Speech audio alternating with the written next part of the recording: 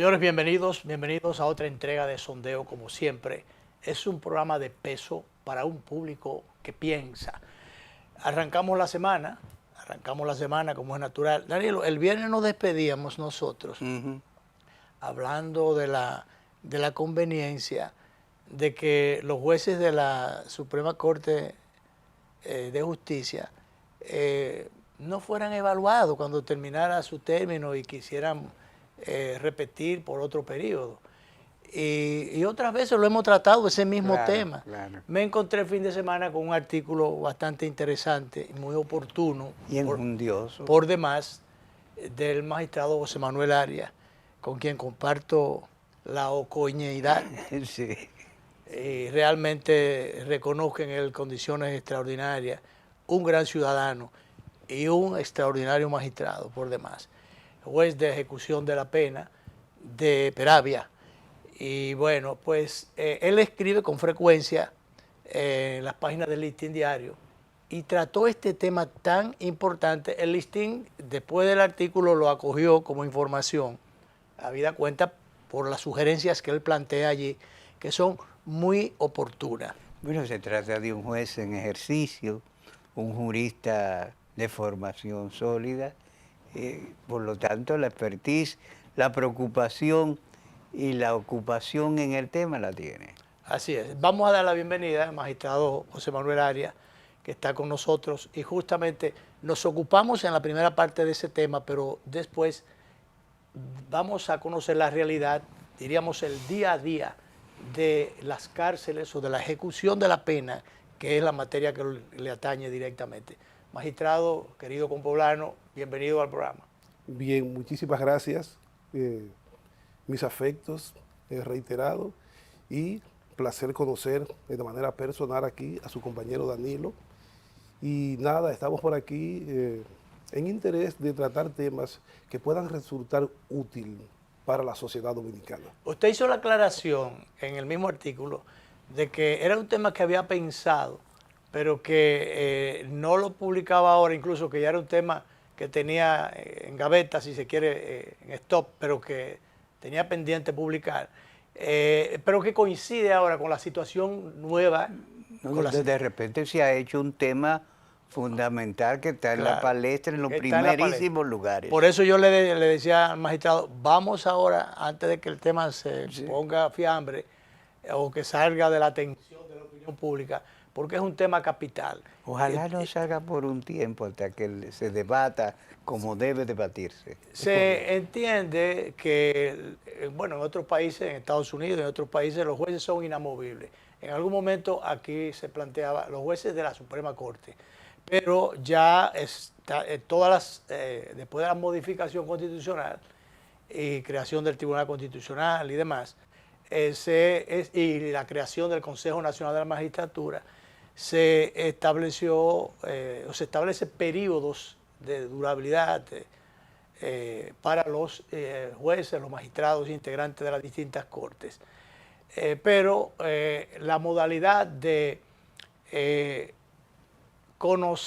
evaluar más bien el desempeño de personas que fueron evaluadas previamente. Bueno, lo que se evalúa supuestamente es el desempeño, pero se ha puesto en cuestionamiento el que personas de un órgano integrado por personas que no necesariamente tengan la especialidad judicial, jurídico, incluso jurídico-legal, diríamos,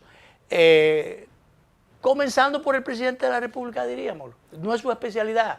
El senador del distrito, los demás representantes, el presidente de la Cámara de Diputados, el presidente del Senado, o sea, no es su especialidad. Y entonces son los que van a evaluar el desempeño de unos magistrados que tienen allí, bueno, 7 años. Bien. Entonces, ¿cuál es, primero, sus preocupaciones y sus sugerencias concretas? Correcto. Bueno, mire, lo primero que hay que saber es que la misma creación y la concepción misma del Consejo Nacional de la Magistratura obedeció a una situación de crisis postelectoral, 1994.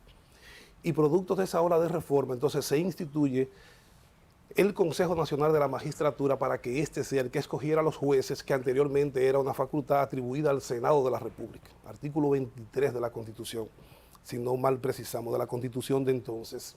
Pero que resulta, el Consejo Nacional de la Magistratura, que hizo su primera designación en el 97, con nuestro compueblano, magistrado Subero Isa, que yo tengo por esa facultad que tenemos, por ese poder que nos abrogamos y que no renunciamos de decir lo que pensamos. Fíjese que el actual presidente de la Suprema, ya al final, por lo que ha dicho que se va, es Luis Henry, y yo puedo decir entonces, estando Luis Henry en el ejercicio, que el magistrado Subero dividió el Poder Judicial entre antes y después de él.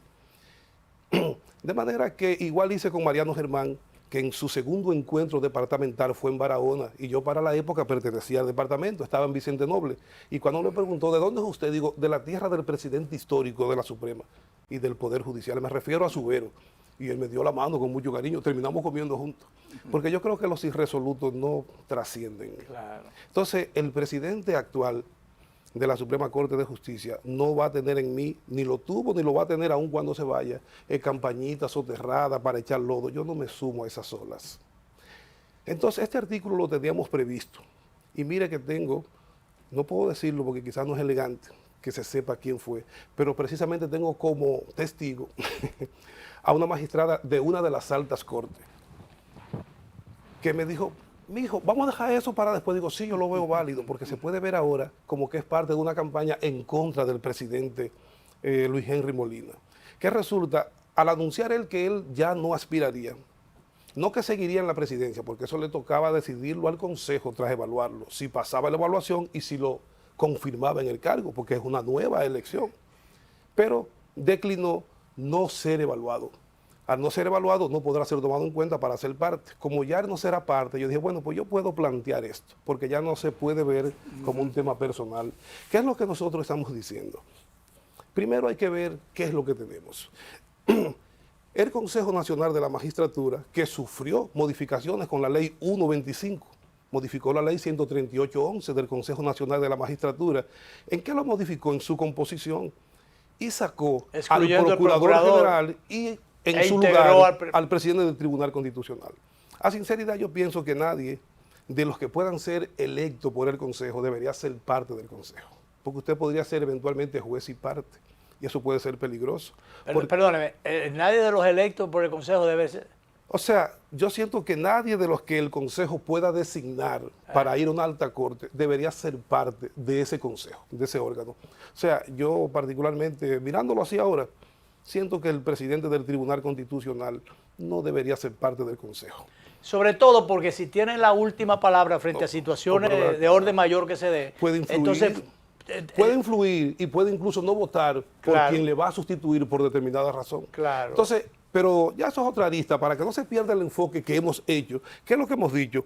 Bueno, fíjese, ese consejo, como no todo el mundo es abogado, hay que volver a recrear entonces la composición. Presidente de la República, quien lo preside y convoca.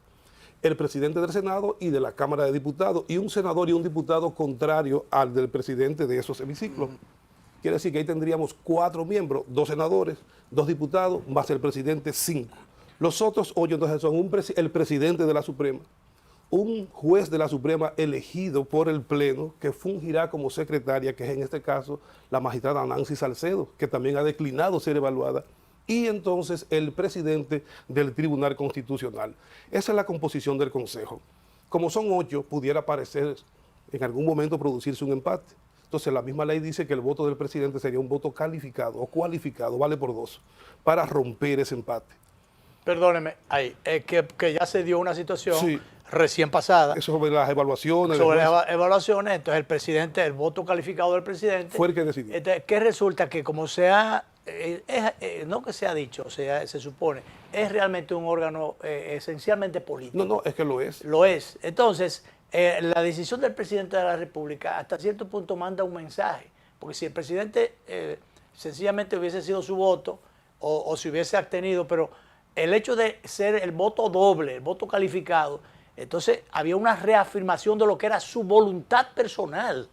Entonces, ¿qué fue lo que se supone se quitó cuando sacó a un procurador? Exacto, porque él lo designaba? Exacto. Y como ya no lo designa él, sino el Consejo, entonces, ¿por qué darle al presidente un voto calificado? Yo pienso que, por ejemplo, el presidente del colegio de abogados podría ser un integrante. Que hay intereses, por lo que intereses hay en todas partes. Lo tuvo el Sanedrín cuando juzgó a Jesús. O sea, además dicen ustedes, los abogados, que el interés es lo que mueve la acción. Sin duda. Entonces, sí, definitivamente. Entonces, ¿qué resulta? ¿Qué es lo que hemos dicho? Como ese Consejo Nacional de la Magistratura va a designar a los jueces de la Suprema Corte de Justicia y de las altas cortes, pero vamos a quedarnos ahora en la Suprema. Porque las altas cortes sabemos que el Tribunal Estamos en la Suprema. Sí. ¿Qué debería ser modificado para garantizar la independencia de los jueces y otras situaciones pues positivas que se darían en esencia, que no es el caso actual? En esencia, la independencia de un juez la da su resiedumbre. Porque si es un pusilánime, usted le puede dar 80 textos que digan que es independiente y va a actuar cual corderillo del poder político. La independencia está en él, en la persona. Si tiene criterio, es independiente. Y si en la práctica ya lo hemos visto de mucha gente que son genuflexos o que se acomodan al poder de turno. Ese es el problema. O sea, uno lo ha vivido y lo ha sufrido con mucha gente que uno conoce. Y ese es el problema, porque ¿qué es lo que pasa, don César? Y Luis, yo nunca le he dicho a Luis, yo es encarnación Pimentel. Mire, cuando el presidente de la Suprema y los jueces de la Suprema Corte de Justicia, si yo estuviera en el lugar de ellos, quizás actuaría igual, porque es algo natural. Van a ser, sin que yo diga que lo han sido necesariamente, pero en esencia podrían ser, si no complacientes, por lo menos pudieran pretender hacerse los graciosos ante ese poder político que es el Consejo, porque es quien lo puede ratificar. Entonces hay una especie de cabildeo que lacera la majestuosidad de una función como la de juez y más de la Suprema Corte de Justicia. Ahí entonces, pudiéramos, magistrado, meter una incidental, un ejemplo, con el caso de la Procuradora de la República, que en un momento determinado se propuso que fueran 4 años y después se estableció, se aprobó solamente 2 años. Es correcto. Eso es una espada que pende sobre su cabeza o sobre su independencia, para que tengamos justamente un Ministerio Público independiente. Es correcto. ¿No le parece que...? Sí, sí, porque totalmente. mucha gente lo vio así. Lo que pasa es que aquí también se promueve mucho la idea, y volvemos ahora sobre la idea original que desarrollábamos, pero aquí se promueve mucho la idea de la imprescindibilidad. Aquí hay supuestos imprescindibles que yo no sé imprescindible para qué. O sea, yo no le doy, o sea, yo no veo aquí, yo no conozco a nadie que sea un super procurador. No conozco un super juez de la Suprema Corte de Justicia. Yo conozco ciudadanos que han ocupado esas posiciones y que al pasar por esta, cuando se evalúe todo, entonces veremos quiénes son. Porque a veces uno se encuentra con situaciones que no son necesariamente las que se promueven. Por eso yo no me arrodillo ante nadie. O sea, yo veo a la Procuradora General de la República y tiene el mismo respeto que va a tener el fiscalizador de OCOA, porque son seres humanos y son funcionarios, pero no pleitesía. Yo no le rindo pleitesía a ningún ser humano, porque eso dice mucho de su identidad. El presidente de la Suprema, la Procuradora General de la República y como se llame, deben tener en mí respeto. Pero llegar al tumbapurbismo como categoría filosófica, no. Entonces yo no lo sobredimensiono. Nosotros tenemos una cultura del hombre mediando las cosas y no las instituciones. Es así. Entonces, cuando... Así es. Y hemos dicho que lo importante es la fortaleza de las instituciones. Por eso, ¿a usted le parece bien este mecanismo así, el Consejo Nacional de la Magistratura, para escogerlo? ¿Le parece idóneo el mecanismo? Déjeme, sobre todo, terminar bien la idea para que quede claro lo que hemos planteado. El Consejo va a escoger a los jueces de la Suprema Corte de Justicia. Digo que nos quedamos en la Suprema Corte de Justicia. Estamos en ese escenario. Y que dice que lo escogerá por un periodo de 7 años. Pero el artículo 25 de la Ley 138.11 dice que cuando lo escoja, designará entre ellos quién ocupará la presidencia y quién será primer y segundo sustituto por la extensión del periodo por 7 años. Eso para mí castra la verdadera democracia interna del órgano, porque el presidente, cuyo periodo presidencial es de 4 años, puede disponer que en una alta corte quien la vaya a dirigir lo haga por un periodo más allá del propio de él? ¿Por qué? Entonces yo siento que el Consejo, en esencia, yo sé que no se logrará aquí, que sería muy utópico. Vamos a permitirle que sigan escogiendo, porque sabemos que el poder político no se va, pero hay en países donde lo que hace el Consejo es que escoge a los jueces. ¿Cuántos jueces hacen parte de la Suprema? En este caso 11. Bueno, 11, son 17 en total, los escogí. Y ya ellos de manera interna que decidan cuál es el presidente, pero aquí no. Por ejemplo, yo no tengo absolutamente nada en contra, todo lo contrario, todos mis afectos al magistrado Napoleón Esteves Lavandiero. y mucho menos el magistrado Ray Guevara, que pasó por la presidencia haciendo un buen trabajo, me parece. Pero presidente durante todo el periodo. O sea, los jueces que estén en el Constitucional jamás serán presidentes del Constitucional, porque para ellos está prohibida la reelección. Que la ley usa reelección, pero está mal. Porque o sea que se termina su periodo y se van para su casa. Sí. No tienen oportunidad de poder ascender a la porque presidencia. el presidente siempre será el presidente, pero no solamente el presidente. Primer sustituto y segundo sustituto también son para todo el periodo. En materia jurídica, la codificación es fundamentalísima. Y usted ha citado un elemento que da para reflexión. El término reelección no se adapta. No, porque sin embargo, se ha mantenido y se ha mantenido en los textos. Y sí, lo dice el texto cuando te debo hablar de ratificación, porque lo que hacen es que lo ratifican o no en su designación, no son de electos, como está promoviendo y pasando en México, aquí no. Sugirió el día pasado, creo que el presidente del Colegio de Abogados, que en vez de una ratificación para un segundo periodo, que se hiciera por un solo periodo por 15 años. Pues creo que habló de 12. Creo que habló de 12, Potentini, de 12 años. En el caso mío, estoy planteando que ese periodo sea llevado... sea de 9. Que sea llevado de 7 a 9, pero eliminando la posibilidad de ratificación. ¿Pero por qué? Por lo que hemos dicho. Si yo, en tanto presidente de la Suprema o juez de la Suprema, sé que termino en 9 años, yo no tengo que procurar simpatías del poder político. Simpatía no con me nadie. interesa. De nadie. ¿Por qué usted cree que ese cabildeo, que no sé si es cierto o no, pero el cabildeo que la gente dice se da? ¿Por qué? Porque ese órgano es el que me puede ratificar. Y por consiguiente, si me puede ratificar, lo que había que preguntarse es, ¿estarían esos jueces en disposición de enfrentar al poder político cuando haya un proceso judicial? Posiblemente no. ¿Por qué? El que quiere miel no va a pelear con el que cuida la colmena. Claro. Y mientras el consejo sea que me pueda ratificar, yo voy a tratar de ser complaciente al consejo. Pero si no es el caso, si no tengo esa posibilidad, entonces yo juego mi rol de manera independiente. Por eso digo que puede haber en términos reales verdaderos niveles de independencia. Porque el presidente sabrá, y los demás jueces, que terminan en tal periodo y que nada va a hacer que se quede. Y como no va a pasar eso, él no tiene por qué rendirle pleitesía. Claro. En la situación actual, por ejemplo, dos cosas. La primera, fíjese cómo, poniendo, si se quiere, en peligro la integridad del cuerpo o la memoria histórica del órgano, ya van 4 que han declinado.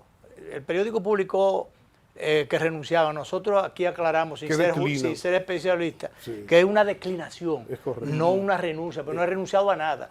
Entonces, bueno, ellos declinaron, y yo diría que más que someterse, que optar por un segundo periodo, yo lo que declinaron fue a someterse a, si se quiere, a la evaluación para no caer en la humillación, si se quiere, sobre todo porque particularmente nosotros desde esta tribuna hemos planteado, se va a evaluar el desempeño de un magistrado que duró 7 años en este caso allí, inamovible por 7 años, que fue evaluado previamente. Y que ya por lo menos tiene, además de sus conocimientos profesionales en términos de derecho y también de justicia, una experiencia acumulada. Entonces, usted tiene ahí una lista de qué sé yo, cuántos aspirantes. No es verdad, como pasó en el pasado reciente, magistrados calificados, entre ellos había un ocoeño, sí, como nosotros dos. Rí. Entonces, todos demostraron que habían tenido un excelente desempeño. Y sin embargo, cuando había la expectativa de que lo iban a ratificar de buenas a primeras, no, ¿sobre qué base no fueron ratificados? Entonces, cuando nosotros planteamos que no se han evaluado, no es porque ellos no puedan ser evaluados, sino que no se han evaluado como condición para ser ratificados. Y por eso digo, como es 7, súbemelo a 9. Y para que el presidente no se crea todopoderoso, entonces estamos planteando que haya un mecanismo de alternabilidad a lo interno, donde ellos decidan a los 3 años si ratifican al presidente o si otro es el presidente. Y si otro es el primer sustituto o segundo sustituto, lo que no se da ahora. Por ejemplo, el magistrado Luis Henry Molina, que no me interesa para nada particularizar, no es el caso, porque no es personal, es institucional. Pero el presidente de la Suprema, digamos, actual, fue designado en el año 2019. En el 26 termina su periodo de 7 años. Nadie más ha podido hablar siquiera de la idea no solamente de ser presidente de la Suprema, sino de ser primero o segundo sustituto, porque también el Consejo decide quiénes serán durante todo ese periodo. Yo digo, pero ¿cómo puede ser? Desígnalo, pero que ellos puedan, por lo menos cada 3 años. Vamos a ir a la pausa. Correcto. Pero de todas maneras, magistrado, no es verdad que los que han declinado, incluyendo al propio presidente, que es joven todavía, muy joven todavía, Sí. no es verdad que ellos no iban a aspirar de nuevo, sino a asumir un segundo periodo. Puede estar seguro que todos aspirarían a un segundo periodo. Ellos a lo que han declinado es a someterse a un proceso de evaluación por persona o por un órgano que no por el órgano, no, las personas, los integrantes, que no necesariamente tienen conocimiento de su desempeño. No es verdad. Y que yo planteo aquí, sin ser especialista en eso, pero nosotros nos especializamos en muchas cosas. Digo, aquí, desde Y la aquí. experiencia que dan los años. La experiencia. No es verdad que cualquier magistrado que escojan, o cualquier profesional del derecho o miembro de la justicia que escojan para la Suprema Corte de Justicia, va a tener menos capacidad o menos preparación o menos experiencia que los que ya están ahí adentro. O sea, era una situación bastante difícil para ellos y por tanto entendible la declinación. Y además, algo que yo no puedo decirlo más allá de lo normal por mi condición de juez, pero no solamente por no someterme a la evaluación, sino por no tener la certeza de que seré tomado en cuenta. Claro. Porque si tuviera la certeza, yo me evalúo. Lo que pasa es que yo no sé si aún evaluándome, como pasó con esos magistrados, Claro. voy a ser ratificado. Lo evaluamos muy bien, mire, usted no califica, se fue. Entonces yo pienso que es hasta un riesgo de cara a la imagen hasta de manera retroactiva, porque el juez que se quema en esa evaluación, Claro.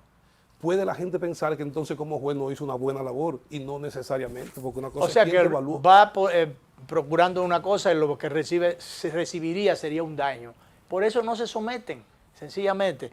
Pero bien, magistrado, vamos a la primera pausa. Volvemos con nuestro distinguido invitado del día de hoy, el magistrado José Manuel Arias, juez de la instrucción de Peravia, Ejecución. de ejecución de la pena.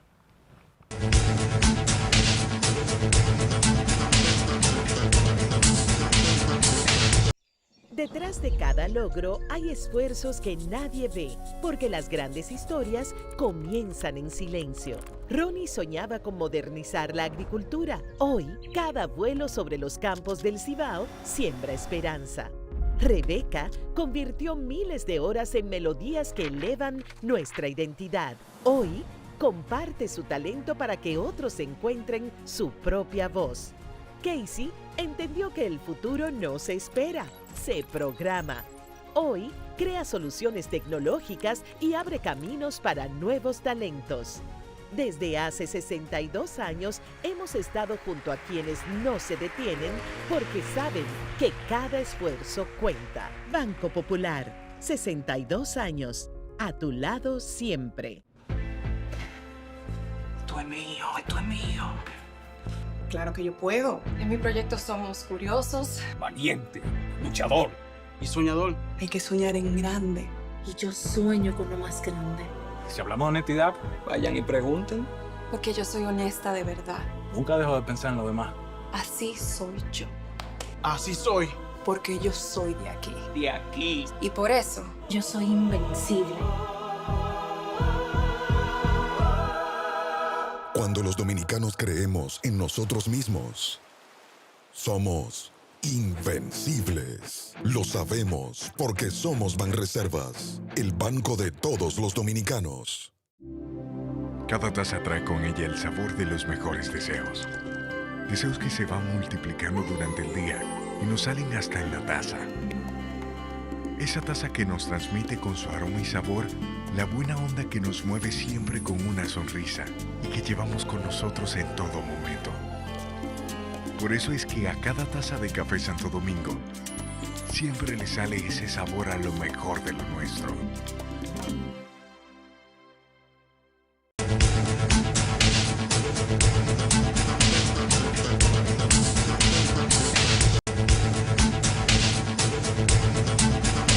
Bien, seguimos nuestra conversación en el día de hoy, muy productiva, con mi querido amigo el magistrado José Manuel Arias, juez de la ejecución de la pena de Peravia.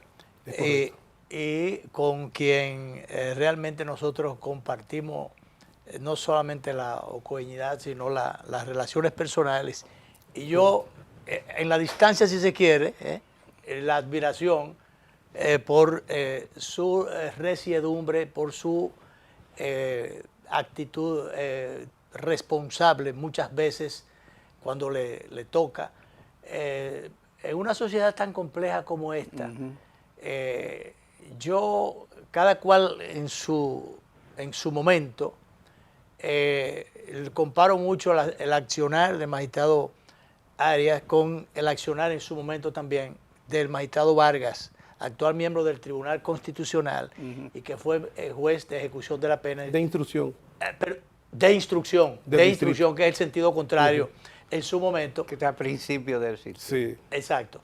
Que asumió posiciones rectilíneas en un momento en que la sociedad pudiera haber ido contra o incomprendido determinadas decisiones por situaciones muy, muy complejas, que solamente el juez o de la instrucción o de la ejecución, uno o el otro, pudiera tener la certeza de por dónde andaban las cosas. Y el magistrado Arias se ha estado manejando en esa posición rectilínea. Bueno, que la sociedad diga lo que quiera, pero asume la responsabilidad. Ese es el problema de la sociedad. Hubo un caso más o menos reciente que en esa dirección que quiso la turbamulta llevarse de encuentro. Entonces, yo no había tocado el tema con él, pero ya a sabiendas de quién se trataba, yo no sé si en algún momento tú y yo lo conversamos aquí, pero mira, yo estoy seguro que eso va en la dirección que lo ha planteado, porque es que uno conoce, entonces por eso se ganan su espacio los ciudadanos que actúan en esa dirección, con ese temple, realmente se ganan su espacio en la sociedad de respeto. Que dijo el fundador de la psicología social, Gustave Le Bon, sí, que las multitudes son veleidosas y sin embargo justamente en nuestro país a veces se tiende a cambiar decisiones, a montarse en el caballo de la veleidosidad de las multitudes y entonces eso nos lleva y eso es peligroso, claro, eso es peligroso. Senderos extraviados. Eso es peligroso porque a veces se quiere ejercer la justicia justicia mediática en los medios de comunicación, ejercer presión sobre los jueces y así no. Nosotros hemos dicho, cuando decía Sigmund Freud como padre del psicoanálisis, por eso fue que brevemente me confundí. Mire, nosotros hemos dicho que el juez que pretende buscar popularidad está fuera de contexto porque él no está para eso. Él está para aplicar la ley. Lo que el juez debe ser un ciudadano éticamente blindado y lo más bien equipado respecto a sus atribuciones. Pero decisiones correctas y hasta humanamente válidas no necesariamente van a ser aplaudidas. Entonces nosotros le hemos dicho a quienes tengan esa visión de que en realidad, si esa es la visión, deben dejar la judicatura y meterse a payaso, con la condición de que no siempre harán reír a todos. Hay veces que los cuentos no hacen reír a todos. Por consiguiente, el juez lo que tiene que jugar su rol. Yo no pretendo ser popular, yo no busco like, yo no hago una publicación pensando en cuántos me gusta, yo no veo eso. Yo pienso que además reducir la majestuosidad de un cargo de juez a la chercha de lo que diga alguien en una red social o lo que sea, es como abaratar la función. Porque además, cuando a mí llegue un ciudadano que está buscando que yo le preserve sus derechos, si ese a su vez se va a dejar llevar de las olas, entonces ¿a quién tiene? Mire, yo tengo ciudadanos que me han dicho, tal persona no se ha suicidado porque cuenta con usted como juez. Porque hay gente que, cuando entremos ahí, porque quiero hacerle una pequeña pincelada al tema original de esto de la Suprema. Sí, los artículos. Bueno, sí, los artículos cuando que habría que modificar. Sí, no, el artículo 3, numeral 5, que es el que habla de, dentro de las funciones del Consejo, la de evaluar a los jueces de la Suprema Corte de Justicia. Como no los evaluaría, entonces hay que eliminarlo. Y hay que eliminar modificar el artículo 25 y el artículo 26. ¿Qué dice cada uno? Bueno, el 25 dice que la Suprema Corte de Justicia, al elegir a los jueces, designará entre ellos quién ocupará la presidencia de la República, de la Suprema, y quién será primer y segundo sustituto. ¿Por qué hay que modificarlo ahí? Porque hemos planteado que el presidente no debería definir por todo el periodo quién va a presidir el órgano. Entonces hemos dicho, no, eso puede modificarse y que esa evaluación se haga a lo interno cada 3 años, para que no se pierda la idea.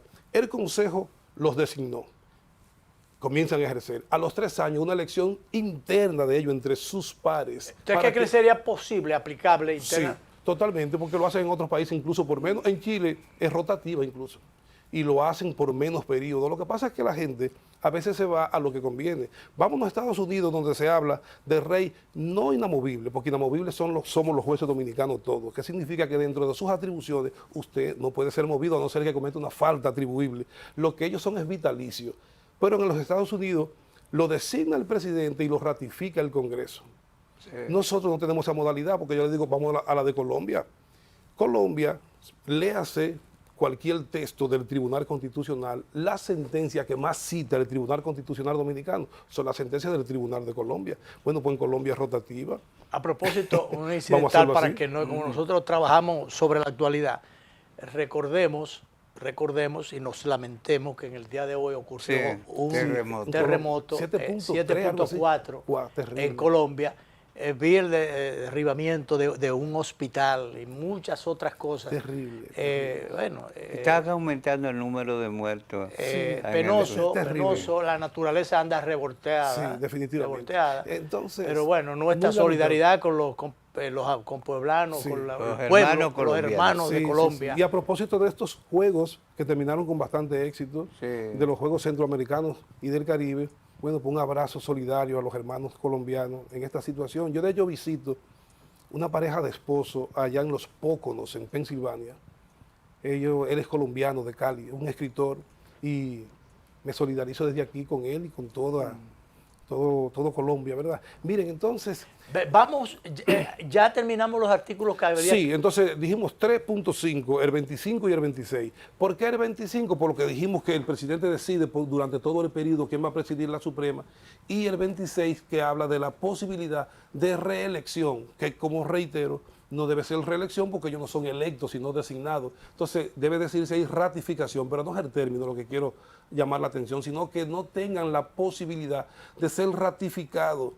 ¿Por qué? Porque su periodo en vez de 7 será 9, pero un único periodo. ¿A usted le gustaría mejor 9 en vez de 12 o en vez de 15? No, 9 porque 12 es demasiado. Y 15 mucho más. Es demasiado. Potentino y yo somos buenos amigos, presidente del colegio. El magistrado Subero duró 13 años. No, 14 me parece. 13 años tengo entendido. Bueno, porque fue del 97 al 2011. Y entonces, casi 14. Y él, recuerdo que él declinó después porque... no iba a ser presidente. No iba a ser presidente. Porque parecería también un poquito incómodo que después que usted ha dirigido un órgano... Eso es posible, pero no. Nosotros tenemos que aprender. Tiene que ver hasta con la humildad. Eso que usted está planteando implicaría el establecimiento de una cultura de aceptar el que esté dirigiendo, sentarse de nuevo en el... Eso sí sería un ejercicio de humildad. Que ya aquí se ha visto en el Senado, por ejemplo Eduardo Estrella... Pasó de la presidencia a ser senador de Santiago, exacto, normal. Y así se ha querido, recientemente senador, presidente de la Cámara, pero él no duró, ¿cómo fue la cosa? Él duró los 4 años, lo que no fue ratificado después. Correcto, no fue electo otra vez como senador. Sí, esa integración así es lo que los alemanes llaman, los sociólogos alemanes, comunidad. Porque entonces, si son una comunidad que comparte normas y valores, procedimientos, y que tiene una responsabilidad institucional. Aquí es un tema, porque por el ego, el presidencialismo o el jefismo. Si yo soy miembro de un colectivo, ¿quién fue que me dijo a mí que porque yo momentáneamente sea designado como presidente, yo estoy por encima de mis pares? No. Porque solamente que yo crea eso, yo no aceptaría volver. Es un momentáneo primus inter pares. Porque es el titular dentro de sus iguales. Entonces, pero no se entiende pero eso. Como son iguales, cualquiera puede ocupar la presidencia. Y debe tener la suficiente humildad y madurez, no solamente para dejar la presidencia, sino para ser un buen colaborador de ese que llega. Además, en el planteamiento nuestro, no estamos diciendo que... Porque Habla, por ejemplo, creo que el mismo colegio de abogados, de que sea rotativo. No, yo digo que el presidente que está pueda igualmente someterse otra vez al escrutinio y si sus pares lo ratifican, bueno, que dure 3 años más. Y si terminó el periodo, pues terminó, pero validado. ¿Dónde está el corazón de la democracia dominicana? En el Congreso Nacional, su bufé directivo se renueva cada año. ¿Quién fue que dijo que el presidente de la Suprema tiene que durar 7 años intocable? Claro. Y es él solamente. Magistrado, vamos a hacer ahora la segunda y última pausa, entonces para que nos metamos en el día a día de la ejecución de la pena. Excelente. El día a día, sus visitas a los penales, excelente, cómo anda el sistema carcelario, y que nuestro también compoblano Roberto Santana lo sabe mejor que nosotros. Sí, claro. Pero lo que usted también lo sabe, lo conoce, porque por sus funciones con frecuencia tiene que visitar las cárceles. Vamos a conocer ya el día a día de las cárceles y la ejecución de la pena. Vámonos, director, con la segunda pausa.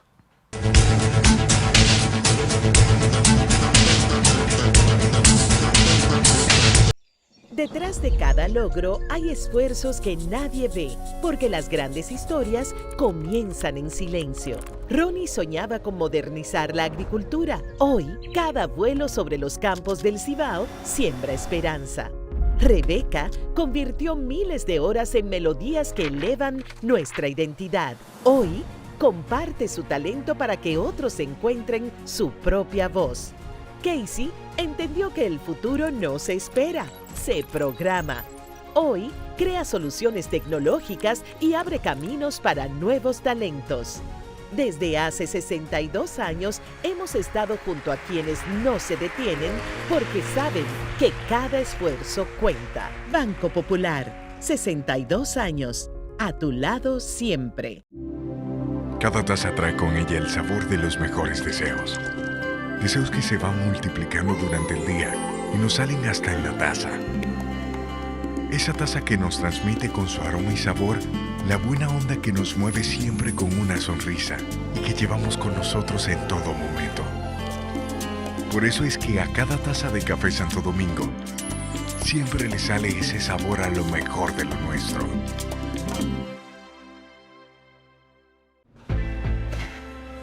Esto es mío, esto es mío. Claro que yo puedo. En mi proyecto somos curiosos, Valiente, luchador y soñador. Hay que soñar en grande. Y yo sueño con lo más grande. Si hablamos de honestidad, vayan y pregunten. porque yo soy honesta de verdad. Nunca dejo de pensar en lo demás. Así soy yo, Así soy. porque yo soy de aquí. De aquí. Y por eso, Yo soy invencible. Cuando los dominicanos creemos en nosotros mismos, somos invencibles. Lo sabemos porque somos Banreservas, el banco de todos los dominicanos.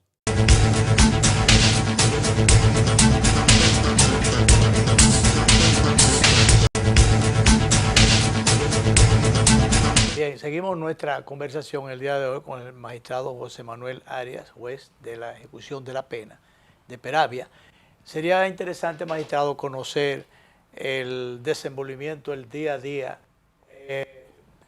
Era común que un responsable de la ejecución de la pena visitara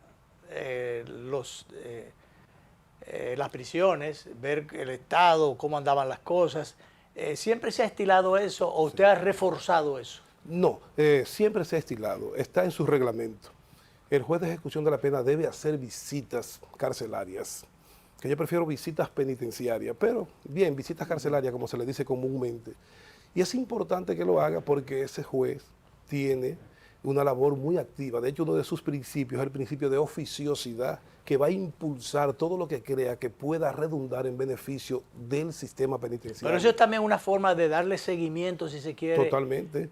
Ahora bien, la diferencia... Digo esto porque hay, se ha dado caso y recientemente se publicó a alguien que tenía 20 años perdido en una cárcel y ni siquiera expediente tenía. Por ejemplo, eso ya es una vergüenza para el Estado, Sí. para el sistema. Sobre todo. Para el Estado como ente macro, pero para el sistema judicial y penitenciario. Sin duda que eso no debe pasar. Mire, es que las visitas carcelarias son las que ponen al juez de ejecución en condiciones de ver en realidad qué está ocurriendo en esos centros penitenciarios. Por ejemplo, los niveles de hacinamiento que tenemos en nuestras cárceles son sencillamente bochornosos. Verbigracia, Baní, Centro de Privación de Libertad de Baní, que es uno de los que está en mi competencia territorial, fue concebido para 150 internos, tiene 823. Le dice que hay una sobrepoblación, pero gigante. Escandalosa y penosa. El 15 de Asua fue construido para 150, tiene 483. El 19 de marzo, que es una fortaleza y que se habilitó para que allí pudieran haber 23 privados de libertad, tiene 212. El único centro de los 4 que a mí me corresponde que no tiene hacinamiento es Baní Mujeres, que es un CCR, un centro de corrección y rehabilitación. Es decir, no tiene hacinamiento, hay menos mujeres presas. Sí.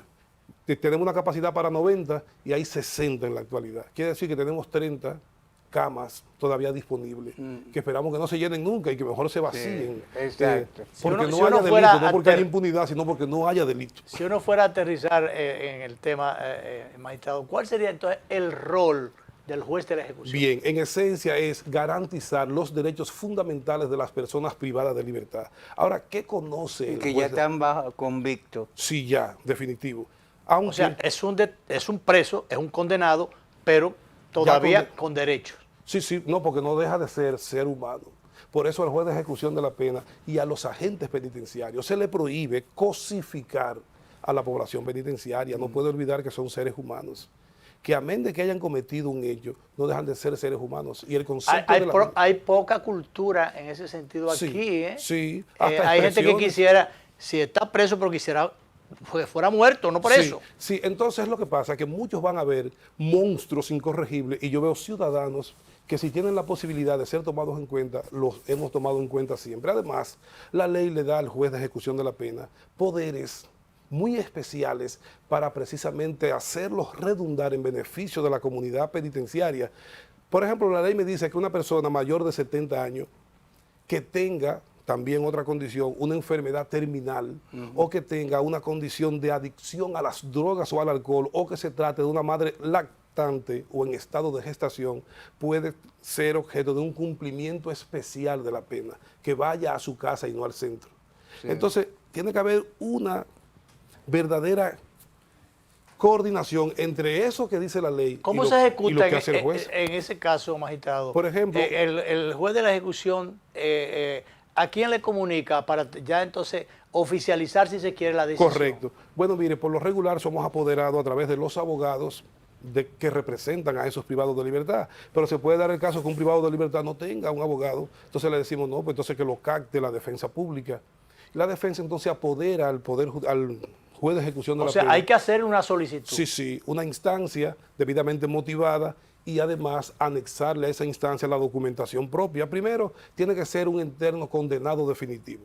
Quiero decir, por decisión. Un condenado ya. Ya, ¿por qué? El magistrado de la ejecución de la pena es que facilite el medio libre, ¿no? Por ejemplo, totalmente. Sí, sí, el medio libre. Entonces, dentro del medio libre tenemos el permiso laboral, tenemos la libertad condicional. ¿Cuántas solicitudes más o menos se pueden recibir? ¿Qué tipo de solicitudes se reciben? Bueno, ¿cuántas no? Sino qué tipo de solicitudes recibe el juez de ejecución puede recibir el juez. Bueno, mire, en la parte administrativa recibimos, en la parte graciosa, es decir, que no hay litis, recibimos nosotros solicitudes de cumplimiento de la pena, pena cumplida, pena suspendida. Por ejemplo, una persona puede ser condenado a 5 años, pero le dicen, mire, van a ser 2 en prisión y 3 suspendidos bajo las reglas que le imponga el juez de ejecución de la pena. Cuando cumplió esos 2 años, nosotros debemos entonces emitir un auto de libertad por pena suspendida, diciéndole, mira, los 2 años ya los cumplió. Durante estos 3 años, tú vas a venir a firmar, tú no puedes molestar a la víctima, tú vas a vivir en tal sitio, vas a trabajar con tal sitio, bajo las condiciones que se le hayan impuesto.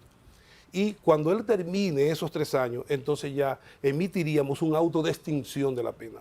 Eso está, ahora, si él no cumple, dentro de los beneficios que... De los beneficios. También se solicita... Del sistema penitenciario. Sí, eso es en la parte administrativa, porque también hay internos que solicitan diferentes permisos para ir a una universidad, para ir al médico, debidamente custodiado.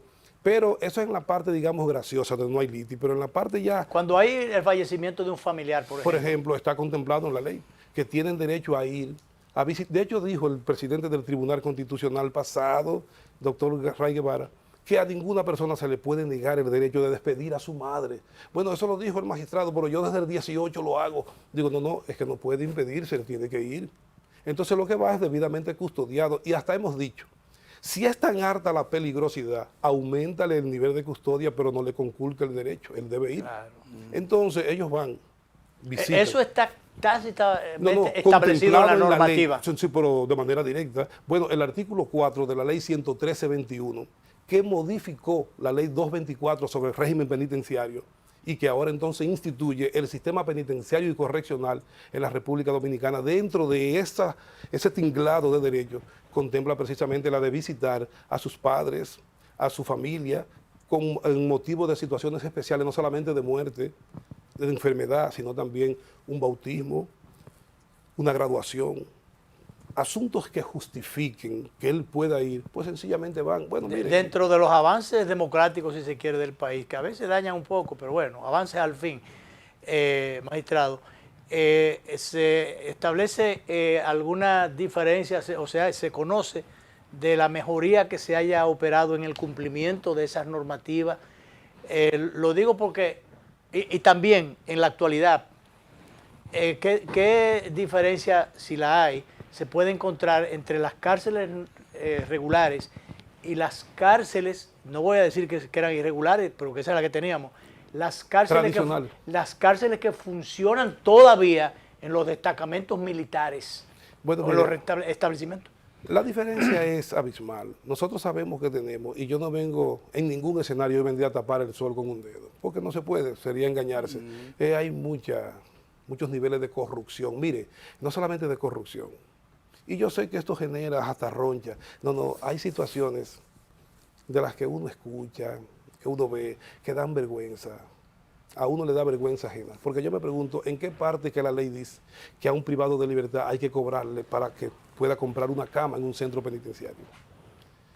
Vergonzoso, prácticas o que pueda comprar algún indecorosas. Alimento que quiera. Entonces, hay mucha gente todavía en el sistema que aprovecha y se aprovecha de la población penitenciaria.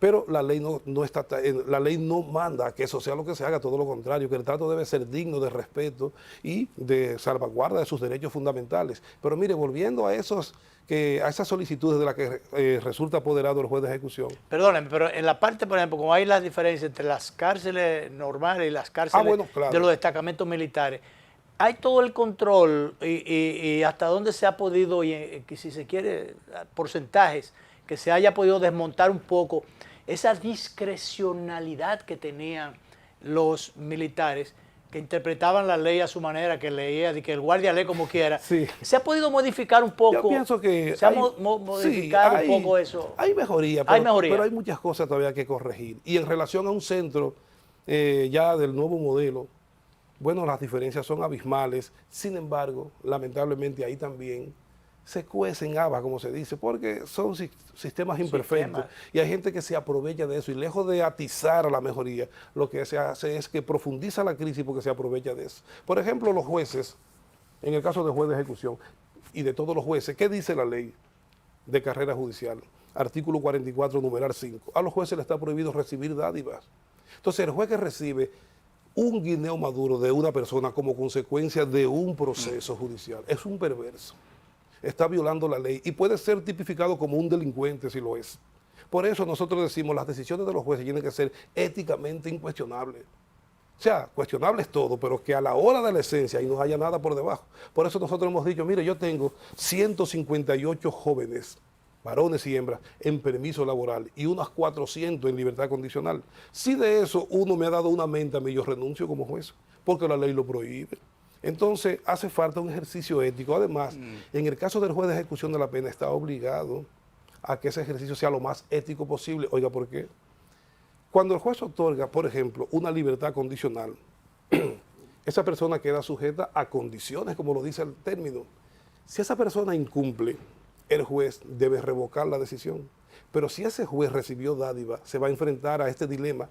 ¿Debo revocar porque él no está cumpliendo y la ley me obliga? Pero si revoco, él va a hablar porque entonces él sabe que le recibió alguna dádiva. Por eso ese juez tiene que estar tranquilo para, si esa persona incumplió, sencillamente revoca.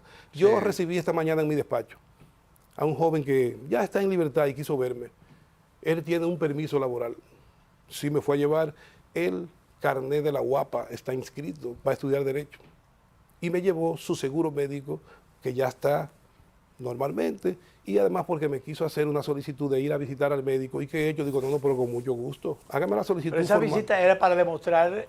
No, le tocaba ya firmar y aprovechó ok. y llevó, porque tienen que ir a firmar al tribunal, tienen que mantener en contacto al tribunal. Si van a variar de domicilio, tienen que tener la notificación hecha al tribunal, la autorización. Entonces nosotros conocemos solicitudes del medio libre, el permiso laboral. ¿Cuál es la diferencia entre el permiso laboral y la libertad condicional? En términos de plazo, bueno, para la libertad condicional tiene que haber cumplido la mitad de la pena, pero para un permiso laboral no necesariamente.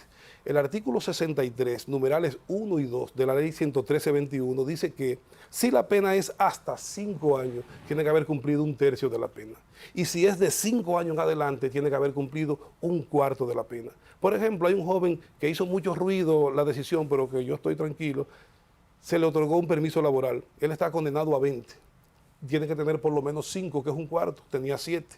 Está de acuerdo todo el mundo con que se le otorgara el permiso, menos el Ministerio Público, pero víctima, la madre, la querellante, todos están de acuerdo. La comisión opina unánime, es un interno. ¿Por con qué el 2 Ministerio maestrías. Público?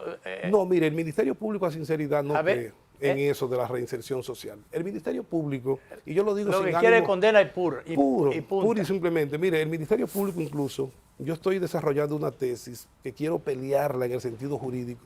Yo incluso creo que el Ministerio Público, bueno, no lo voy a decir aquí, que sea parte de otro programa, pero el Ministerio Público en ejecución de la pena se siente un poquito acorralado porque su naturaleza está en perseguir. Y cuando opina a favor de un joven que vaya a la libertad condicional, siente que está siendo derrotado. Pero perseguir, pero se supone que si es defensor de la sociedad... porque- Principio de objetividad. y si es defensor de la sociedad, pues también... y la otra parte de la sociedad.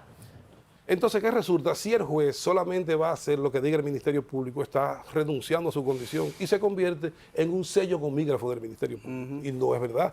Porque si ambos entonces van a actuar en esa misma lógica de pensamiento y de actuación, ¿qué garantía tiene el ciudadano? Entonces, el juez que juegue su rol y el Ministerio Público se opone, bueno, póngase por las decisiones del juez. Allí donde el juez entienda que la decisión es esa la que debe dar, porque no puede estar sujeto a que el Ministerio Público estuvo de acuerdo o no. Esa es la posición del Ministerio Público. Y qué bueno que la titular anterior, la magistrada Miriam Germán, le llegó a decir, mire, la teoría del Ministerio Público es la teoría del Ministerio Público.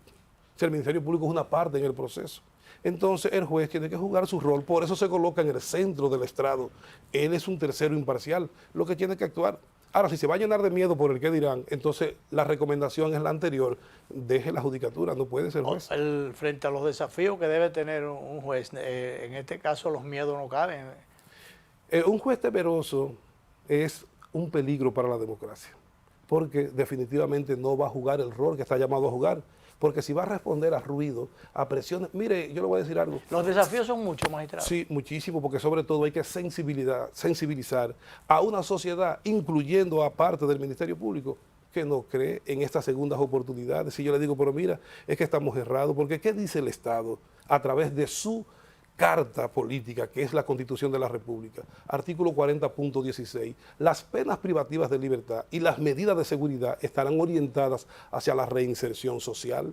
Y si al juez de ejecución de la pena incluso se le dice que tienen que promover la reinserción social, ¿cómo es que entonces no va a jugar su rol? Entonces es un funcionario... O sea, usted está de acuerdo en que se creen las condiciones para esa reinserción social. Es que si no es así, el Estado ha fracasado. Porque esa persona, si no es así, un día va a salir, porque no tenemos ni la pena de muerte ni la cadena perpetua. Y si al salir no es mejor ciudadano, entonces es un peligro no solamente para la víctima, para la sociedad en sentido general.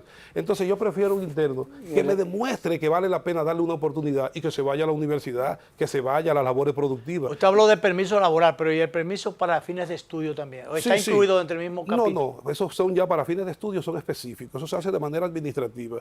Se le dice, por ejemplo, va a ir 2 días a la universidad, tales fechas, y hay internos que van... ¿Es fácil conseguir el permiso? En el caso mío, sí. En nuestra jurisdicción. Algunos asisten estando custodiados porque siguen cumpliendo la pena. Sí, van custodiados. Sin embargo, debo decirle que hay internos que llegan a un nivel de confianza tal que se les deja ir solo. Ya no la primera vez, pero después de cierto tiempo hay internos que van y entran tranquilos a su universidad.